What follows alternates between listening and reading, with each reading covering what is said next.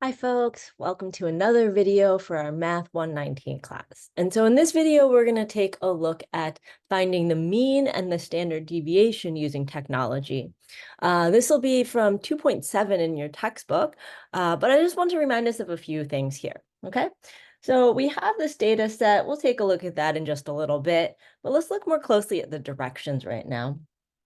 It says, use your calculator or computer to find the mean and standard deviation. Then find the value that is 2 standard deviations above the mean. And so I just want to remind us that when we're looking at the mean, we're looking at sort of one of the ways to find the center of the data, okay? And the symbol that we use is X bar. All right. So when you see X, but with the bar over it, what they mean is they're talking about the mean. Okay. Now, the other word I want us to make sure we highlight in on is this word standard deviation. Okay. And so standard deviation is something that helps us see sort of the spread in the data or the variation in the data, okay? So those might be two good words for us to write down, that we're looking at the spread or variation in the data set, all right? And the letter that we're going to use for that is S, all right? S for standard deviation. And so when we are looking at this standard deviation, there's certainly a way that you can calculate it by hand, but we really want to be using StatCrunch to help us out, okay? So you could use your calculator, but let's make clear that when we're trying to do any of these calculations this semester for all the different things we learn, we really want to be using StatCrunch, okay? So I'm gonna switch screens right now. I've already typed in this data set, all right? So we're looking at, on a baseball team, the ages of the players are as follows, all right? Now there are 25 data points. I like to count them to make sure that when I type them into StatCrunch, I actually have the correct number of data points. And so let me go ahead and switch screens. Oops. All right. So let's take a look at StatCrunch, all right? So one of the things you've noticed about me, I like to type in at the top sort of what the title is of what I'm looking for, because I just find it helpful for me to keep track, especially if I have lots of different columns. I want to know like which one I'm pulling. And so I've put all the ages of the players down, and you can see that I've gotten to 40 is in row 25. Okay, so that's good. It means I've got the right number of points.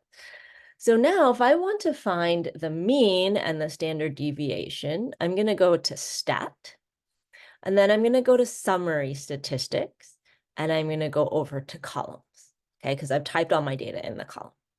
Click Columns, select the column. It says ages of players, but if I hadn't changed that, it would have still said var1, and I would just put var1, okay? But what is it that we want to find? We go down to our statistics. We want to find the mean, and I'm on a Mac, so I'm going to hit Command and standard deviation. Okay, so the mean, which is our X bar, and our standard deviation, which is the S. And I'm going to compute. And let's bring the screen right over here, make it a little bit bigger. Oh, that wasn't helpful.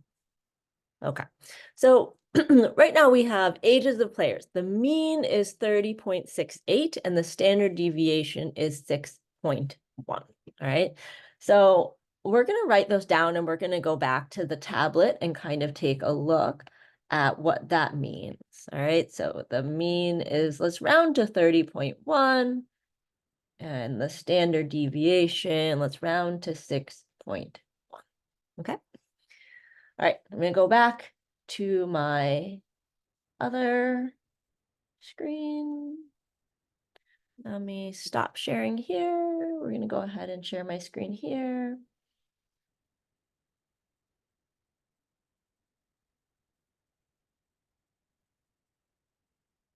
All right, so, all right, so here was our problem. And we were looking at the X bar and the S, right? Our mean and our standard deviation. So we've got our mean as our 30.1 and our standard deviation is 6.1. And the directions say find the value that is 2 standard deviations above the mean. So one of the things that we're going to learn a little bit later on is that anything that is 2 standard deviations above the mean, above X bar, that's going to be pretty significant, okay? Or if you're 2 standard deviations below the mean, that's also pretty significant. As soon as you've gone 2 standard deviations away from the mean, it means that we have most of our data points are kind of clumped within 2 standard deviations, okay? And then only a select few are really sort of at those ends.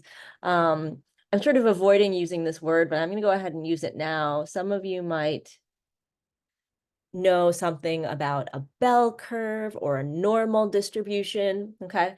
And so we'll talk about this when we get to chapter 6, but we have our X bar here, and our standard deviations sort of go away from that, all right? So if we're 2 standard deviations away, we're really looking at just the data points that are at the very ends of this normal curve, okay? But for right now, let's just answer the question. It says that find the value that is 2 standard deviations above the mean. So let me grab these. So I'm going to have 30.1 plus 2 times 6.1, which is 30.1 plus 12.2. And if I add those together, I will end up with 42 point. Oh, wait, I think I wrote down the wrong number. I think this is a 7. Sorry. 7, 7, so 42.9. Okay. So let's look at the ages. Are there any players that are 42.9 years or older? And if we look at our data, we see that the oldest individual on the team is 40 years old. So we don't have a data point that is actually 2 standard deviations above the mean, okay? And that sort of makes sense with what we were talking about here. Like in these cases, when we have a normal distribution, which this one isn't, but if we had a normal distribution, we don't expect that many data points to be 2 standard deviations above or below the mean, okay? All right, so let me get this all on one screen for you. Let me know if you have any questions. I'd be happy to help you out.